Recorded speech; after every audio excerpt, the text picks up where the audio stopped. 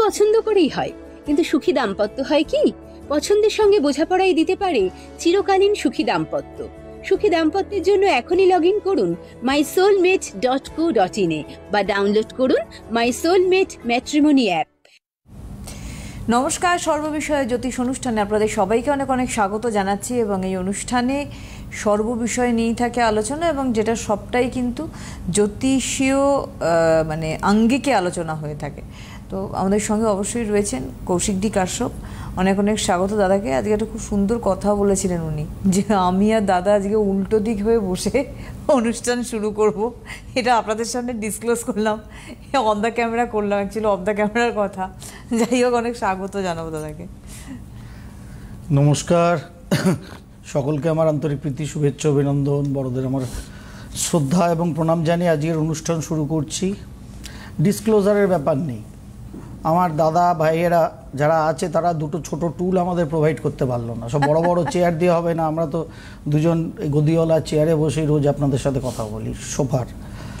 আমি দুটো ছোট টুল চেয়েছিলাম, সত্যি সত্যি চেয়েছিলাম যে উল্টো দিকে মুখ করে অনুষ্ঠানটা শুরু হবে, দিদি মুখ বন্ধ করবেন, আমিও প্রণাম শুভেচ্ছা আপনাদের জানাবো, সেইভাবে অনুষ্ঠানটা শুরু করব। তারপরে অবশ্যই যেরকম মুখোমুখি বসি প্রত্যেক মঙ্গলবার এবং শুক্রবার, সেরকমই কথা বলবো।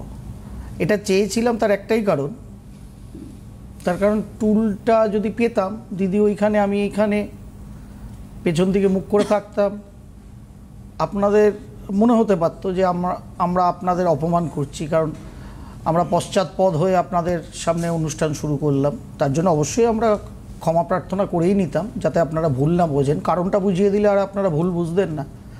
অ্যাকচুয়ালি শুরু করতে চাইছিলাম এই কারণেই, কারণ লাইভ অনুষ্ঠান, মুখোমুখি অনুষ্ঠান, সরাসরি অনুষ্ঠান, সরাসরি হবে, তো এটাই তো স্বাভাবিক। কিন্তু আমার চাহিদাটা ছিল ছোট দুটো টুলে আমরা সরাসরি মুখোমুখি অনুষ্ঠানটা সরাসরি মুখোমুখি না করে পেছনে ফিরে করি। তার একটাই কারণ, আমার রাজ্যের পরিস্থিতি অনুযায়ী আমার মনে হলো এটাই বোধহয় সঠিক। তার কারণ যে প্রতিষ্ঠানের প্রকৃত মেধাবীদের তালিকা প্রকাশ করার কথা, তারা চোরদের তালিকা প্রকাশ করছে। অবশ্য তারা চোরদের তালিকায় প্রকাশ করবে, কারণ যে রাজ্যের মুখিয়া সামনে হাঁটার জায়গায় পেছনে হেঁটে সেটা আবার মিডিয়াকে দেখাতে ভালোবাসেন, হয়তো তার জন্যই এটা হয়েছে।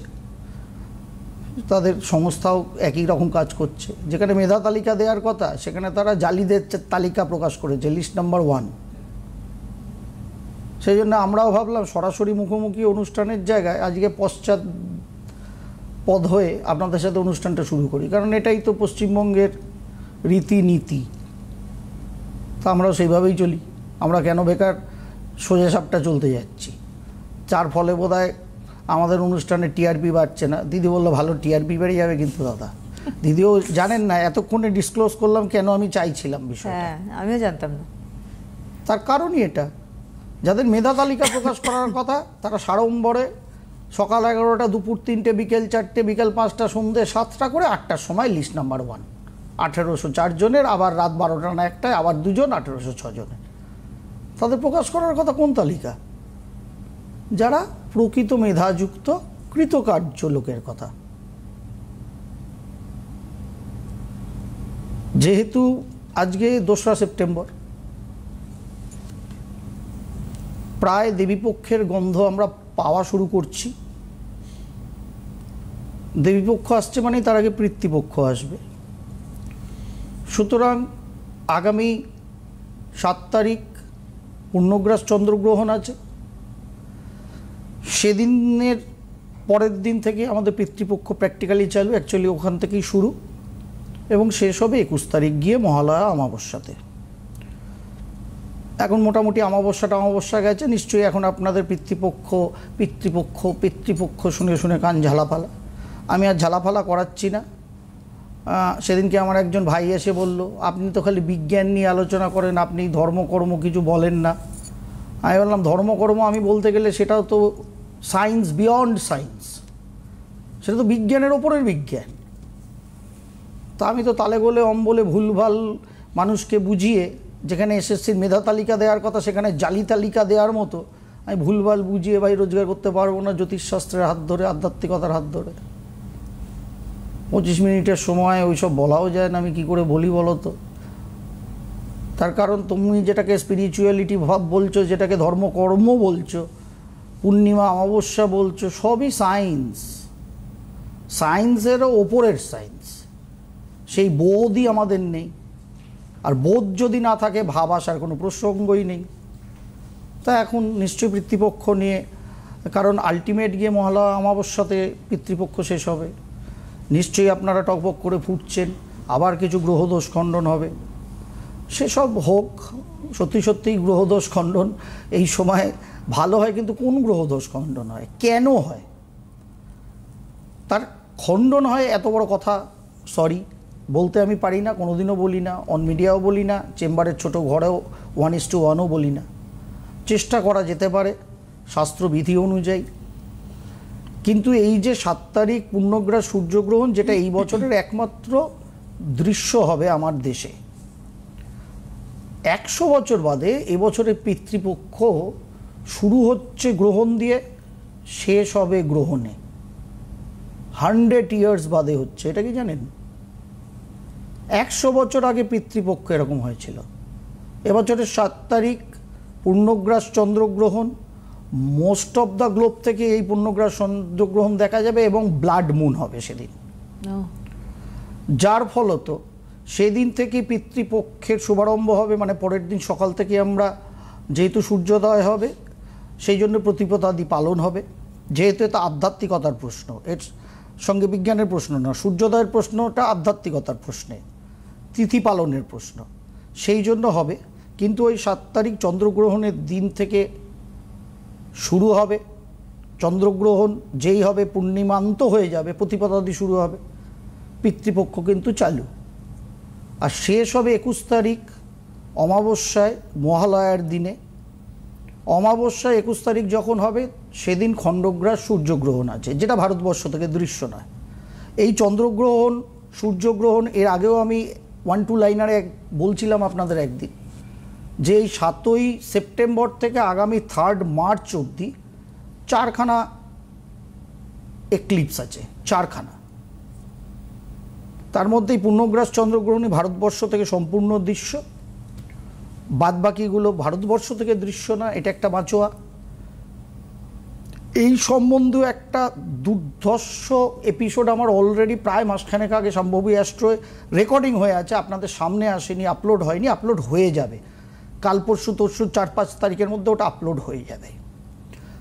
মূলত দেশদশের কথা বলা আছে, সামগ্রিক বিশ্ব ব্রহ্মাণ্ডের কী হতে চলেছে এই আগামী 4টে গ্রহণে, সেই পরিপ্রেক্ষিতে বলা আছে কোন কোন দেশের সাপেক্ষে সবথেকে বেশি সমস্যাবহুল এই 25 সেপ্টেম্বর থেকে আগামী 26 মার্চের 3 তারিখ অবধি 4টে গ্রহণের এফেক্টে এন্টায়ার 26 সাল অবধি, সেটা যতটা পেরেছি ল্যাবরেটরি বলা আছে। এইসব অনুষ্ঠান শুনতে আপনাদের ভালো লাগবে না, তার কারণ আপনার ছেলের বিয়ে, মেয়ের বিয়ে, ছেলের চাকরি, মেয়ের চাকরি, পড়াশোনা কি হবে ভাবেন, কারণ দলে দলে হাজারে হাজারে পরিযায়ী ছাত্রছাত্রীও তো আছে না, আমরা খালি পরিযায়ী যারা রোজগার করতে গেছে তাদের ভাবি। যাই হোক, তা 100 বছর বাদে কিন্তু গ্রহণে পিতৃপক্ষ শুরু হচ্ছে এবং গ্রহণে শেষ হচ্ছে। পিতৃপক্ষ এমন একটা টাইম পিরিয়ড, কথাটার মধ্যে দেখুন পিতৃপক্ষ কি, পিতৃপক্ষ অ্যাকচুয়ালি পিতৃপক্ষের সময় সকল দেবতাদি ভগবান নিদ্রায় যান। তখন আমাদের যারা পিতৃপুরুষ, যারা পিতৃলোকে আছেন, তাদের ওপরে দায় দায়িত্ব ন্যস্ত হয় আপনি আমি যে মানুষরা আছি সারা বিশ্ব সংসারেই, সেই মানুষদের প্র্যাকটিক্যালি প্রোটেক্ট করার। তার কারণ এই সময় তো জানেনই যে মূল শ্রাবণী সংক্রান্তি থেকে মকর সংক্রান্তির মধ্যে বিষ্ণুদেব নিদ্রাগত, এই সময়টা থাকে শিবজির হাতে। কিন্তু এই পিতৃপক্ষের যে 15টা দিন, অ্যাকচুয়ালি 16 ডেজ, এই সময় কিন্তু সকল ভগবান একটু বিশ্রাম নেন। যার ফলে যখনই ভগবানরা পুরো বিশ্রাম নেন, যত নেগেটিভ এন্টিটি আছে, যত রকম নেগেটিভ এনার্জিস আছে, তারা ভয়ঙ্কর ভয়ঙ্কর অ্যাক্টিভ হয়। এবার তাদের ওই অ্যাক্টিভিটিকে রোধ করার, রক্ষা করার, লড়াই করার মতো সামর্থ্য সবসময় আপনার আমার থাকে না। সেই জন্যে আমরা আমাদের যে পূর্বপুরুষগণ আছেন, পিতৃ আছেন, তাদের আমরা প্লিজ করে তাদের ব্লেসিংস নিয়ে আমরা একটা প্রোটেক্টিভ ওয়াল তৈরি করার চেষ্টা করি, যাতে যত রকমের নেগেটিভ এন্টিটি এনার্জিস আপনাকে আমাকে যেন এই 15-16 দিনে ধ্বংসের পথে চালিত না করতে পারে। এবং আপনার আমার যে পিতৃপুরুষরা কোনো রকম আশা আকাঙ্ক্ষা রেখে যখন তারা এই দেহটা ছেড়ে দিয়েছিলেন, তাদের এনার্জি বডিটা, সেই এনার্জি বডিটাও যেহেতু এই সময় আপনাকে আমাকে প্রোটেকশন দিতে আসেন, তাদের উদ্দেশ্যে তাদের মতো আমরা কেবলমাত্র জল বা তিল অর্পণ নয়, তাদের মতো খাদ্য খাবার সব যথাযথ, অবশ্যই শুদ্ধ, সেগুলোকেও কিন্তু অর্পণ করার রীতিবিধান আছে। এই কারণে যাতে তাদের অতৃপ্ত যে ব্যাপারটা, সেটায় আমাদের দ্বারা তারা পেয়ে তারাও তৃপ্ত হন, মানে তাদেরও জোর বাড়ল। এবং যে নেগেটিভ এনার্জিস আপনাকে আমাকে এই যে 15-16 ডেজের পিতৃপক্ষের সময়টায় যখন খুশি অ্যাটাক করে দিতে পারে, তারা তার এগেনস্টে আপনার আমার চতুর্দিকে একটা প্রোটেক্টিভ শিল্ড তৈরি করেন। সুতরাং যে এন্টিটি আপনি আমি দেখতে পাচ্ছি না, এটা অনুভূতির ব্যাপার। আপনি আমি ভূত প্রেত দৈত্য দানব অরিজিনালি কি আছে? নেই। কিন্তু কোনো কোনো জায়গায় পরিবেশ পরিস্থিতি অনুযায়ী আপনার আমার এই যে মানব শরীরটা, তার মধ্যে নানা রকম ক্রিয়া বিক্রিয়ার ফলে আপনার আমার মনস্তত্ত্ব মস্তিষ্কে অনেক সময় কিন্তু নানাবিধ আতঙ্ক গ্রাস করে যায়। কেন করলো জানি না, আমার করছে, দিদির করছে না। আবার কোনো স্থানে দিদির করছে, আমার করছে না। কেন হচ্ছে? যদি দুজনেরই হতো বুঝতাম এখানে কিছু ডিসপিউট আছে। অনেক সময় হয় এরকম। কেন? যখনই হচ্ছে তার মানে ওখানে কিছু আছে যেটা আমার শারীরিক যে ক্রিয়া বিক্রিয়া, সেটা ওটার সাথে লড়তে পারছে না। এবং পিতৃব্যর কথা যখনই আমরা বলি, পুরোটাই সায়েন্স, সবটাই ক্রোমোজোমের ব্যাপার, সবটাই জিন এফেক্ট। সুতরাং অ্যাকচুয়ালি ওই নেগেটিভিটিগুলো স্টোর থাকে আমাদের ওই ক্রোমোজোমাল এফেক্টে। আমরা যখনই পিতৃপক্ষ যথাযথভাবে যাদের পালন করা কথা, যথাযথভাবে আমরা যদি শ্রদ্ধা বলে পালন করি, অ্যাকচুয়ালি এই পর্বটা প্রকৃত শ্রদ্ধার পর্ব। যার পরে শ্রাদ্ধ মিন্স কি? শ্রদ্ধা। সেই শ্রদ্ধাপূর্বক যদি করি, তাহলে আমাদের যে নেগেটিভিটিটা আছে, আপনার আমার কি হচ্ছে হচ্ছে নাটা অ্যাকচুয়াল নেগেটিভিটি আপনার আমার মধ্যেকার, সেটাকে আমরা কিন্তু ওই যে স্টোর হয়ে আছে, কারণ প্রত্যেকটা কোষে একটা করে আপনার আমার সার্ভার আছে, ওইখান থেকে ডিলিট মারতে হবে। আর আমরা ভগবানের কাছে নিবেদন করছি কিছু পাওয়ার জন্য, কিন্তু আমার স্টোরে যে নেগেটিভিটিটা আছে সেটা কি ডিলিট মেরেছি? মারিনি। আপনার আমার ফোন যখন অনেক কিছু স্টোর করে পুরো জাম হয়ে থাকে, তখন আপনি আমি নতুন কিছু স্টোর করতে গেলে, ডাউনলোড করতে গেলে কি হয়? দেখায় স্টোরেজ ফুল। আগে ওখান থেকে কিছু রিলিজ করো, তবে আমি ওখানে ঢুকতে পারবো। দেখায় না আপনাকে আমাকে টেলিফোনে? এটা তো সহজ, সকলেই আপনি আমি দেখেছি। অ্যাকচুয়ালি আপনার আমার প্রত্যেকটা মন শরীরে তাই হয়। তো এটা সায়েন্সের বাইরে কিছু, আধ্যাত্মিকতা নাকি? এই পিতৃপক্ষে আমি বারবার বলি, এই পিতৃপক্ষে আমি বারবার সায়েন্টিফিক্যালি বারবার যেটা প্রমাণ করি এবং আমি চ্যালেঞ্জ নিই, খালি কালসর্প কালমৃত দোষ দিয়ে বলা যায় যে অ্যাস্ট্রোলজি ইজ এ সায়েন্স। তার কারণ কালসর্প কালামৃত দোষ বংশ পরম্পরায় থাকে, মিনিমাম 3টে প্রজন্মের চলে, মিনিমাম 3টে প্রজন্ম ধরে। কোত্থেকে আসছে তাহলে এটা? তার মানে জিনগত এফেক্ট, সেই ক্রোমোজোমের এফেক্ট। তবেই তো আমি পাচ্ছি। আবার আমি পেয়েছি এরকমই না আমার ছেলে মেয়ে পাবে, হয়তো আমার ভাইয়ের মেয়ের যখন জন্মালো তার জন্মছকে এলো কালসর্প কালামৃত। আবার আমার বাবার হয়তো ছিল না, কিন্তু আমার জ্যাঠামশাইয়ের ছিল। 3টে প্রজন্ম ধরে আসেই। আর পিতৃপক্ষ, পিতৃপুরুষদের উদ্দেশ্যে শ্রদ্ধা জ্ঞাপন এবং এই পক্ষের যে নেগেটিভ এনার্জিস, তার থেকে আপনাকে আমাকে, যারা এখনো মানব দেহে আমার এনার্জি বডিটাকে নিয়ে আছি, জ্যান্ত আছি, জীবন্ত আছি, সেই জীবনটাকে রক্ষা করা, তাদের কাছে প্রে করা, এবং তারা সেই ফুল এনার্জিটা আপনাকে আমাকে দিয়ে প্রোটেক্ট করবে এই নেগেটিভিটির মধ্যে থেকে।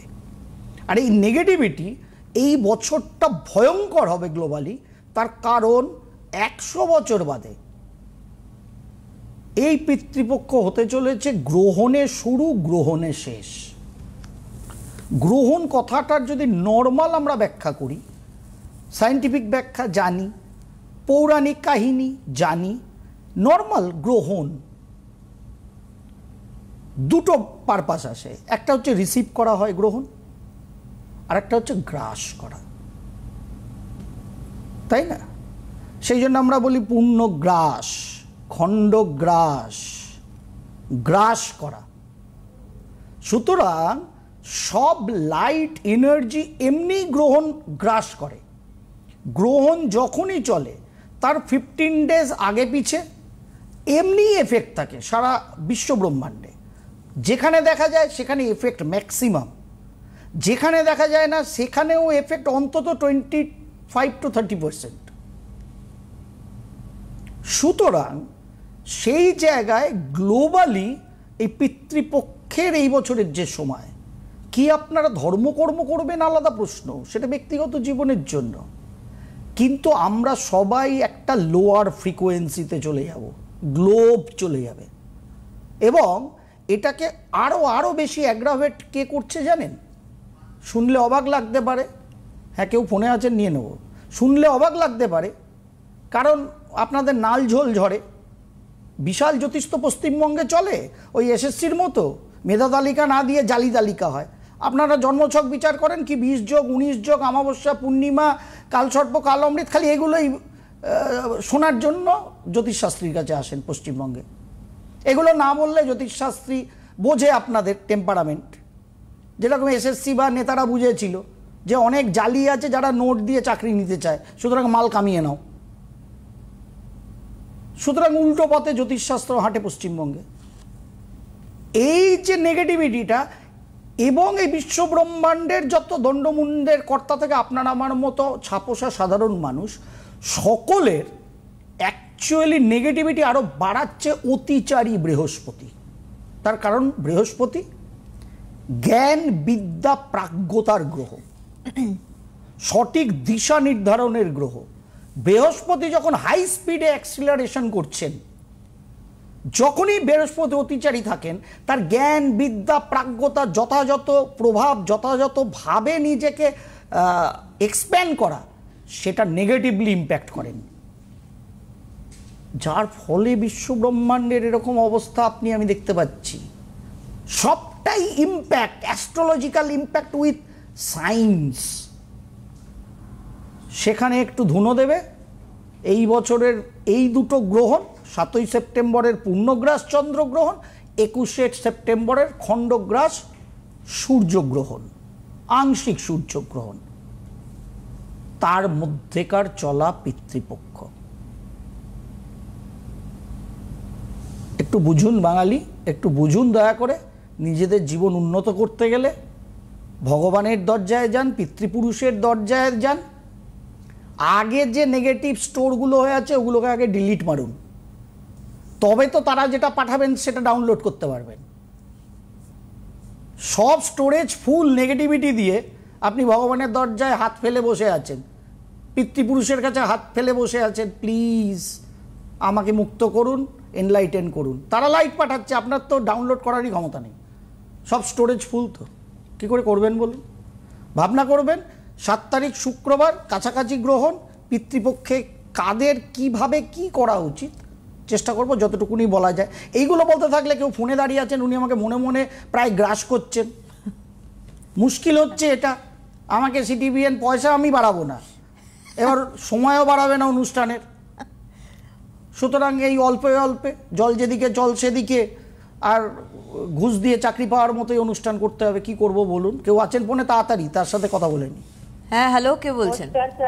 নমস্কার, বলুন। আমি কিছু ব্রাশ করিনি, আমি থ্যাংক ইউ ফর দ্যাট।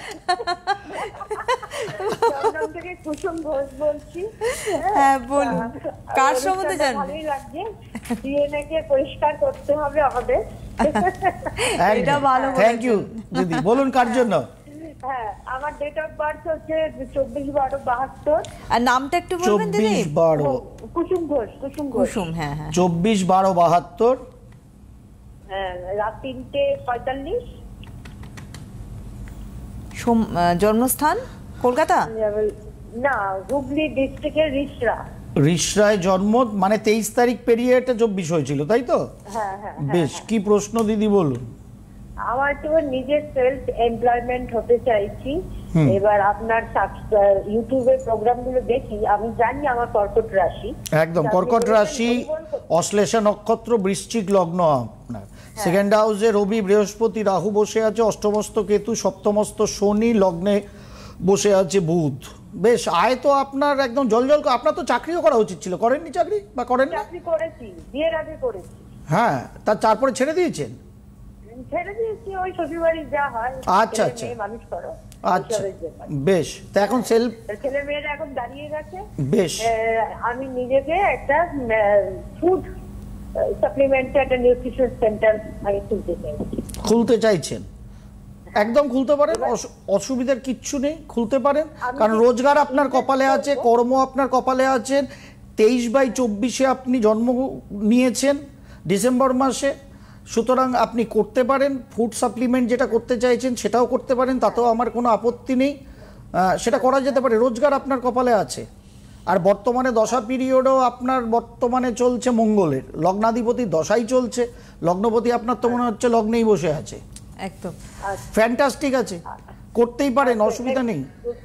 না, অ্যাকচুয়ালি ইউটিউবে দেখলাম কর্কট রাশির লোকেরা হরিবোল করুন, আপনি বলেছেন। সেইটা শুনে আমি ভয় পেয়ে গেলাম। না না, ভয় পাওয়ার কিছু নেই। আপনার তো বর্তমান সময় ভালো, কারণ ডেট অফ বার্থ অনুযায়ী you are running through a good personal year. Okay okay, সুতরাং সেদিকে করতেই পারেন, কোনো সমস্যা কিচ্ছু নেই। বর্তমান দশা পিরিয়ড যা আছে ফ্যান্টাস্টিক, কারণ মঙ্গলের আন্ডারে বুধের দশা পিরিয়ড চলে গেছে। কেতু এই 30শে জুন থেকে মঙ্গলের আন্ডারে শুক্র, যেটা ব্যবসা বাণিজ্য পার্সোনাল কিছু ইন্ডিকেট করে। সুতরাং আস্তে আস্তে শুরু করুন ম্যাম, অসুবিধার কিছু নেই, একদম শুরু করুন। অনেক অনেক ধন্যবাদ জানাই। আজ হাতে আর সময় নেই আমাদের, অবশ্যই শুরু করুন। তারপরে যদি মনে হয় পার্সোনালি এসে একটু কথা বলে নিন, আরো চার্টগুলো দেখে, তখন আরো সুন্দর করে গাইড করে, আরো যদি একটু রেকটিফিকেশন করা হয়, এদিক ওদিক করা যায়, অল্টারেশন চেষ্টা করব। ধন্যবাদ দাদাকে, ধন্যবাদ আপনাদের জানাই, নমস্কার।